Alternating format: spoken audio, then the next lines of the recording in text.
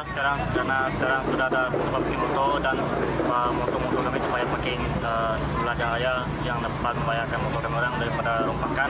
Dan sekarang parkir motor sudah disediakan dan sekarang sistematiknya kami sangat gembira.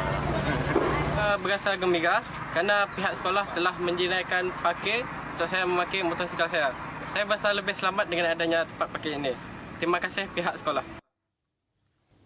Selepas ini, pelajar di SMK Merbau yang menunggang motosikal ke sekolah itu tidak perlu lagi risau tentang keselamatan harta benda dan nyawa. Sudah ada 220 petak tempat letak motosikal disediakan di luar perkarangan sekolah. Selain untuk pastikan kelancaran lalu lintas di kawasan itu, ia juga untuk pastikan kelancaran sesi pengajaran dan pembelajaran. Kadang-kadang motor ini tak selamat, pernah terjadi kecurian. Pernah juga motor ini dilanggar oleh kereta ibu bapa yang tidak sengaja. Jadi, dengan adanya bantuan daripada Majlis Bandaraya Miri dengan membuat tempat letak motosikal ini sebanyak yang boleh memuatkan lebih kurang 220 buah motosikal dalam satu masa telah menyebabkan keadaan lebih selesa. Anak-anak murid saya di atas sana akan dapat lebih belajar dengan tenang kerana mereka tahu motosikal mereka berada di tempat yang selamat. Penyediaan tapak letak motosikal itu juga pupuk disiplin dalam diri para pelajar. Mereka perlu patuh akan undang-undang dan amal keselamatan dengan memakai topi keledar selain meletakkan motosikal secara tersusun dan kemas. Dan bagi Majlis Bandaraya Miri, kelulusan menyediakan tempat letak motosikal di sekolah itu adalah selepas mengambil kira aspek keselamatan harta dan nyawa.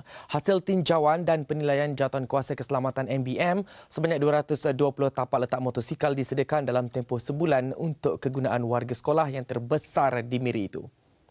Kita dapati bahawa kawasan ini memang sesak, di mana kita dapati motosikal pelajar-pelajar diletakkan di sepanjang jalan ini yang telah pun menggunakan hampir 1,5 lorong jalan raya.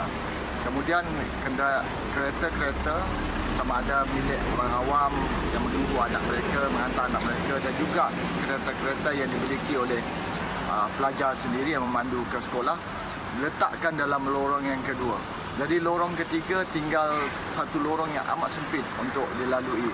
Jadi apabila kita melihat dalam keadaan demikian, kita memberi penilaian dari segi aspek keselamatan harta anak-anak sekolah dan juga dari segi keselamatan awam. Ianya boleh menjadi satu kemalangan ataupun kerosakan kepada harta dan juga nyawa. Sebanyak